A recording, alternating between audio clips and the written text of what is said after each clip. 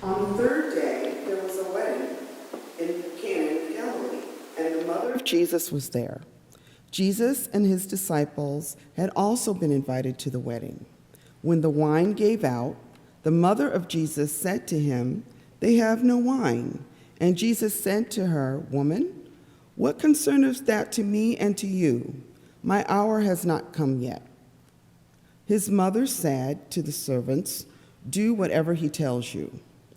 Now standing there were 6 stone water jars for the Jewish rites of purification, each holding 20 or 30 gallons. Jesus said to them, "Fill the jars with water." And they filled them to the brim. He said to them, "Now draw some out and take it to the person in charge of the banquet." So they took it, and when the person in charge tasted the water that had become wine and did not know where it had come from, though the servants who had drawn the water knew, that person called the bridegroom and said to him, "Everyone serves the good wine first, and then the inferior wine later, after the guests have become drunk. But you have kept the good wine until now." Jesus did this, the first of his signs in Cana of Galilee, and revealed his glory, and his disciples believed in him. The word of God for the people of God. You know, and I was coming along growing up in New York, in the little neighborhood of Springfield Gardens. There was a kind of cultural obsession with time travel. There were television shows and movies galore about traveling back in time to 2000 BC. And there was the particular one of my generation that was perhaps the exemplar. And of course, that was Back to the Future with Michael J. Fox. I mean, that was the quintessential time travel movie. And what the movie was about, it was a story of a teenage boy who was able to rewrite the lot of his family by going back in time and helping his father find courage he did not know that he had. And by changing his father's life as a high schooler, he was able to change his family's life, the one in which he lived. Now, in the films, though, which really were great fun, there was a moral, and that is that you could focus so much on what if, the what if of the past, that you fail to see and to take adequate joy of the present. So even though he was able to change time, he was also able to see dimensions of his life that he had not appreciated before and that he had not realized how important they were.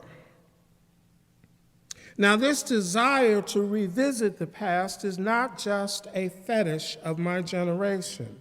It is a perennial human pastime, the asking of what if.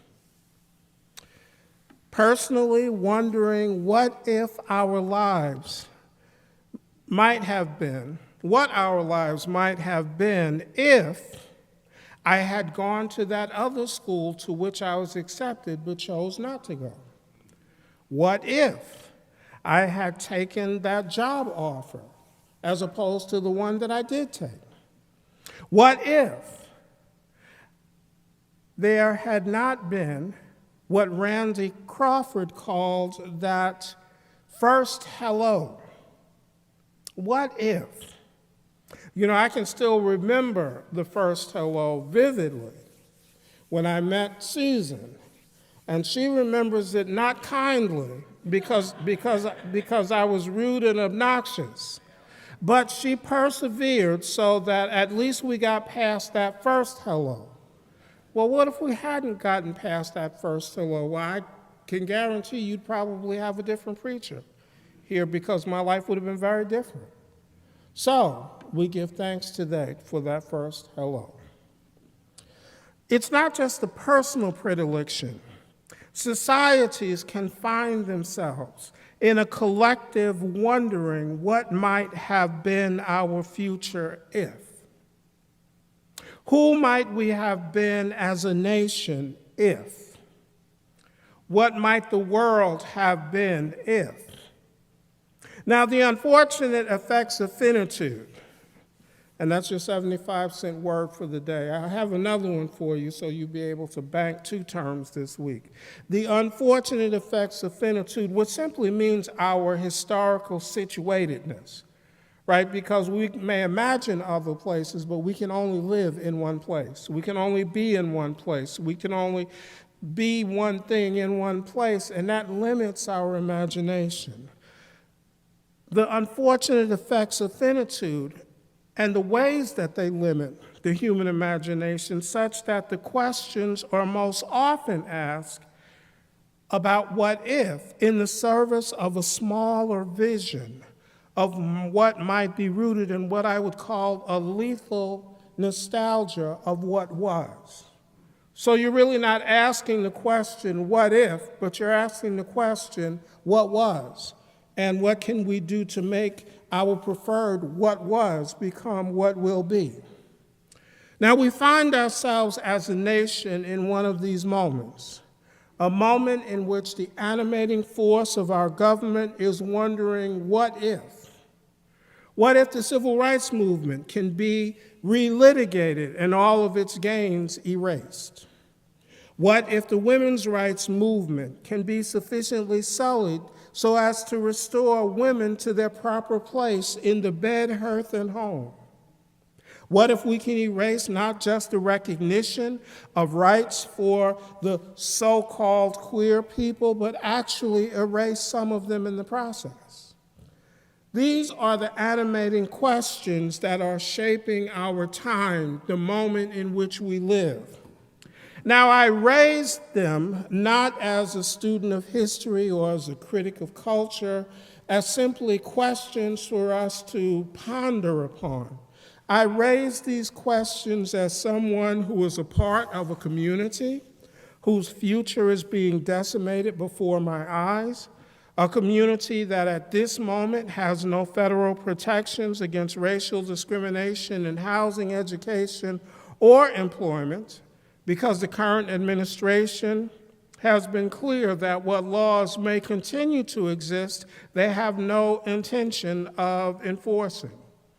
I raise the issue of the moment because I care about my queer siblings and kin, and know that we are all made less if they are forced back into the closets of the past and erased from our body politic. I raise this clarion call because all of God's children have a right to a place at the table of plenty, which this nation can be, and not just the white people and not just the men, but all of us have a right at the table. I raise the issue of the moment finally because of my deep concern for the people and communities being targets of this wicked nostalgia, and I underline the and, those who are angered that they are being made complicit in this evil by virtue of their gender, race, or economic status. Because systems of evil will make you complicit. They will use your identity against you by making you a presumptive supporter of whatever depredation is going on at the moment. And I know that that deeply troubles very many people, particularly people here. And most importantly, I am concerned about your hearts. In her masterpiece, Beloved, Toni Morrison gives voice to an all too present danger to people chafing under the hurt and harm caused by oppression. In the case of this story, slavery. The danger is that the hurt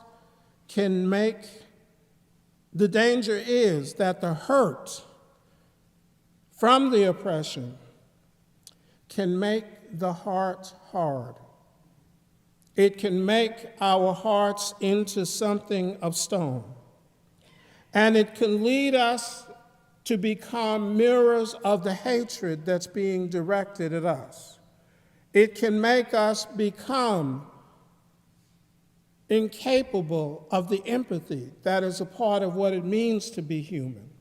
It can make us incapable of loving those who are different than us because we feel as if they have oppressed us. It can lead to hate becoming, and this is the great danger, becoming the monsters which we have beheld and in whose midst we have suffered. Now, in a particular vignette, Baby Suggs gathers the people in a clearing, people who, for the most part, were former slaves, whose bodies bore the mark of the lash and hearts, the scars of families torn apart at the auction block. She gathered them together and told them, first of all, to laugh and to dance, to simply, even in the midst of your memories of pain and your memories of suffering, to laugh and dance and enjoy the life that you have. She gathered them together and she told them to laugh and dance for, to quote the book, yonder, they do not love your flesh, they despise it. So you're going to laugh and dance because you love your flesh, whether they do or not. Most of you have to love your own hearts, because if your hearts are left to simply the conditions of your oppression, it can become hard. And the thing about a hardened heart is that it doesn't just affect the relationship of the people who we feel were our oppressors, it affects every part of our lives. We become harder people to live with. We become less capable of love. We become less capable of compassion. We become less forgiving. All of the things that Christ came to call us to as children of God become difficult and distant from us. She finally said that at the end of the day, the prize is your heart.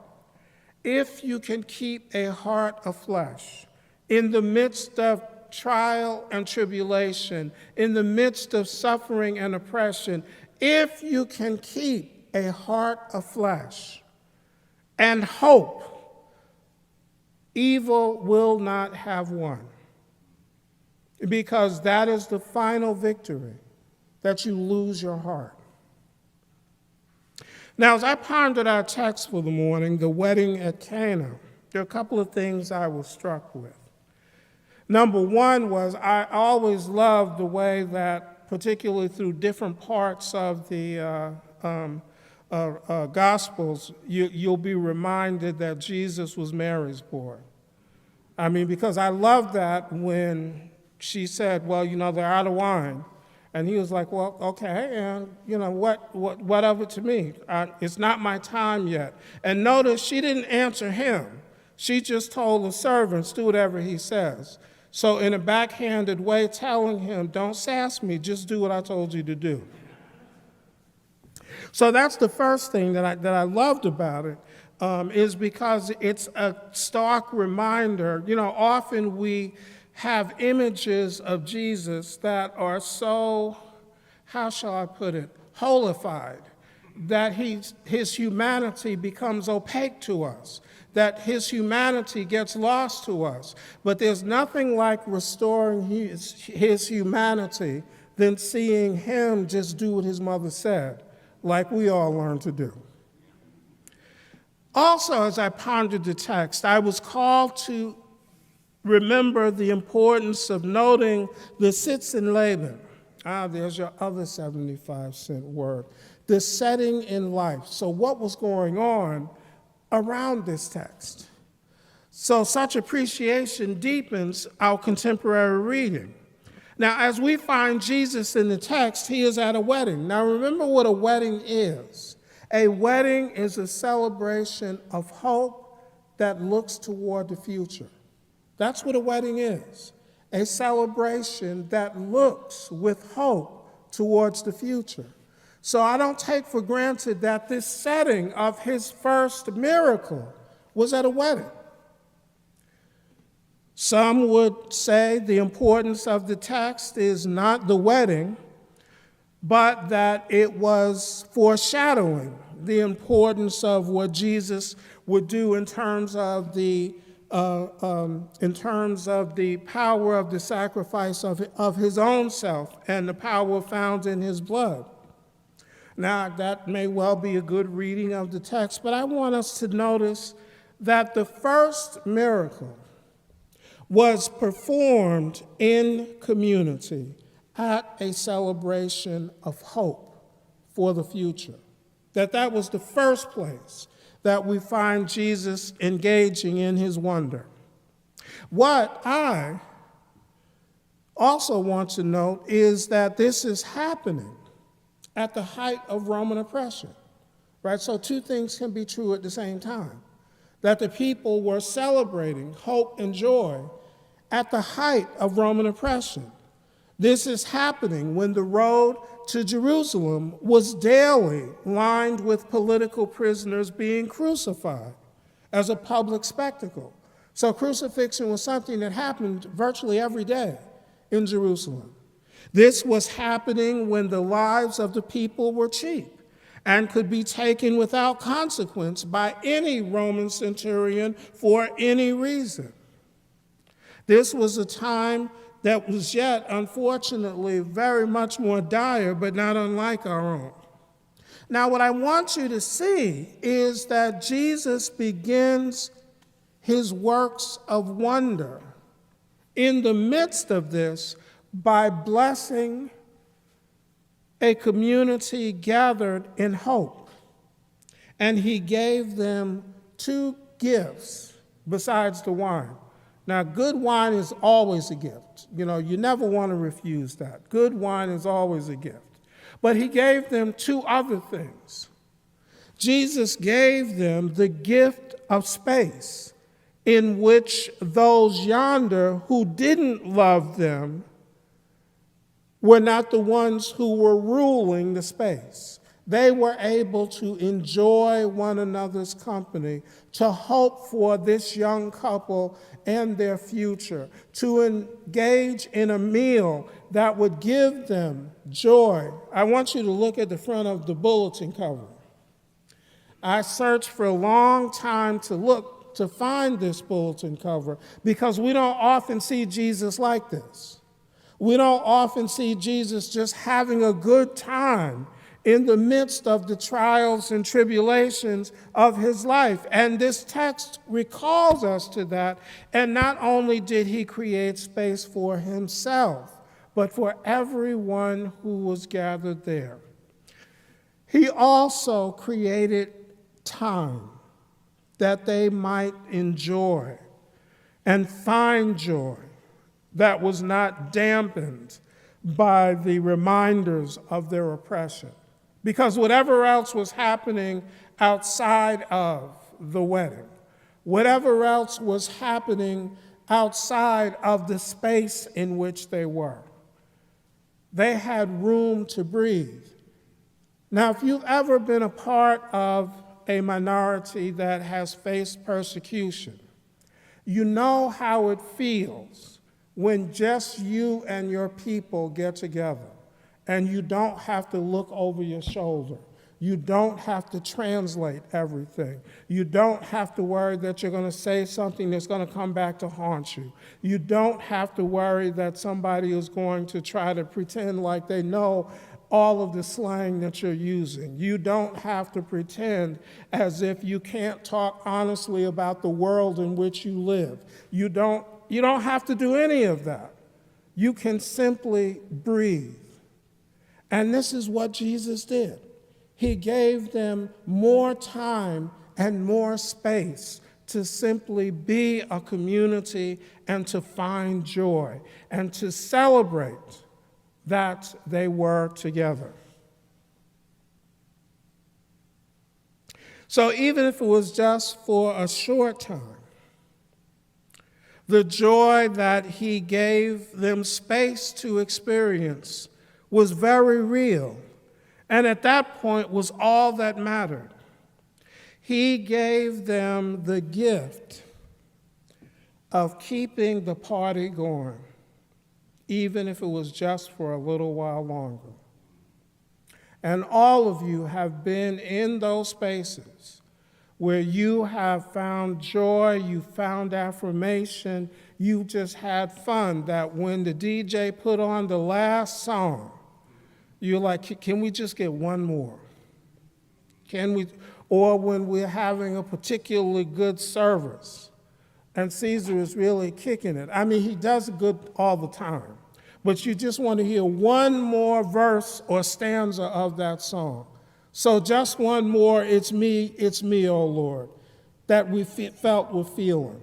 You all know what that feels like. This is the gift that Jesus gave them, and it's not irrelevant to the story of where he did his first miracle, because it tells us what is important to him and to God.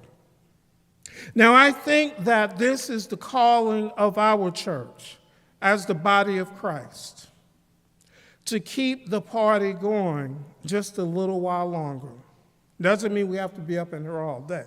That's not what I'm saying.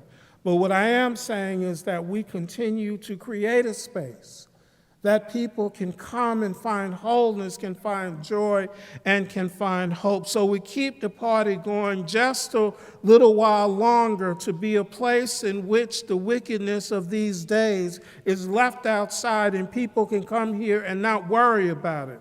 A clearing where hearts might be made whole, where we might be dancing and our spirits filled with joy, a place where people can be reminded to love themselves in a nation in which hurt, harm flows so freely, a place to rejoice that there is a future and God has a place for all of us in it.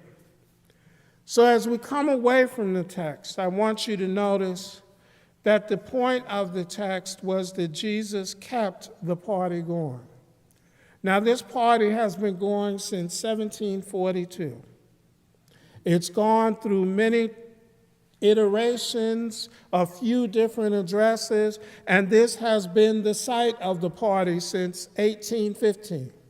So the call to us is to keep the party going for just a little while longer, so that this place, United Church on the Green, might continue to be a space of hope and joy where anyone whose heart is burdened by the challenges of the time can come and be lifted by the love that is experienced here.